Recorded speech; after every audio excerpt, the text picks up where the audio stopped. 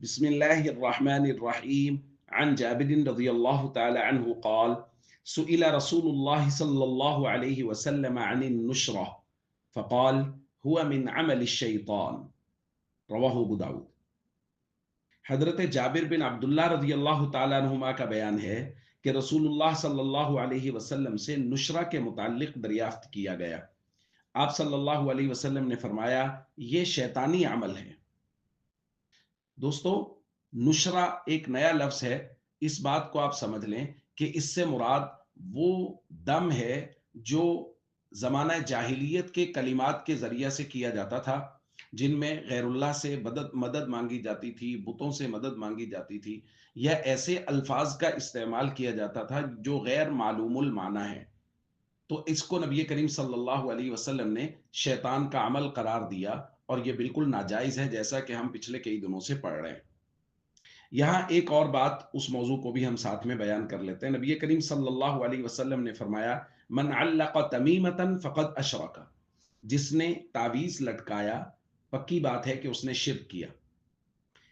اس روایت کو بھی ہمیں سابقہ تمام روایات کی روشنی میں سمجھنے کی ضرورت ہے کہ نبی کریم صلی اللہ علیہ وسلم نے شروع میں تعویذ لٹکانے سے، دم کرنے سے، ان تمام چیزوں سے منع کر دیا، بلکہ بعض روایات میں ہمیں ملتا ہے کہ حضور نے دم کرنے کو بھی شرک قرار دیا، چونکہ اس وقت لوگ تمیز نہیں کر سکتے تھے۔ لوگ عام طور پہ بتوں سے مدد مانگتے تھے، دم میں بھی، تعویذ میں بھی، ہر چیز میں۔ اس لیے نبی کریم صلی اللہ علیہ وسلم نے پہلے عقائد پہ محنت کی، لوگوں کو اس بات کا یقین دلایا کہ اللہ کے سوا کوئی مؤثر بذات نہیں ہے، اللہ ہی کا ارادہ، اللہ ہی کا اذن اور اللہ ہی کی مرضی سے کام ہو رہا ہے۔ کائنات میں کوئی بھی کام کسی تعویذ کے ذریعہ، کسی دم کے ذریعہ نہیں ہو سکتا۔ پھر جب عقائد بن گئے، پھر نبی کریم صلی اللہ علیہ وسلم نے دم کرنے کی اجازت دے دی۔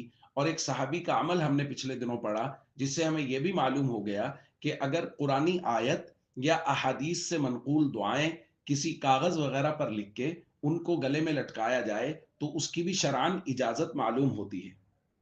اس معاملہ میں چونکہ یہ ایک محتاط معاملہ ہے، فتویٰ بازی سے کام نہیں لینا چاہیے، بلکہ اس کو پورے اصول و ضوابط کی روشنی میں سمجھ لینا چاہیے۔ ایک معتبر دارالافتاء میں اس متعلق پوچھا گیا تو انہوں نے جواب دیا تعویذ کے شرعاً جائز ہونے کی تین شرائط ہیں۔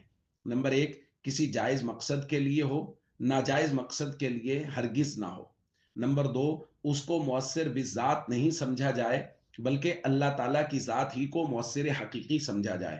نمبر تین، وہ تعویذ قرآن و حدیث سے ثابت شدہ کلمات پر یا اللہ تعالیٰ کے اسماء و صفات پر مشتمل ہو، یا عربی یا کسی اور زبان کے ایسے الفاظ پر مشتمل ہو جن میں کفر و شرک یا گناہ کی بات نہ ہو، اور ان کا مفہوم بھی معلوم ہو۔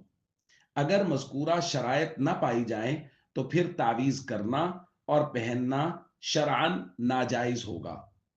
اسی طرح دھاگا باندھنے کے متعلق، کوئی بھی دھاگا باندھنا، اس کے متعلق فقہا نے لکھا ہے کہ وہ عام حالات میں باندھنا بالکل حرام ہے، ناجائز ہے، بالکل نہیں باندھنا چاہیے۔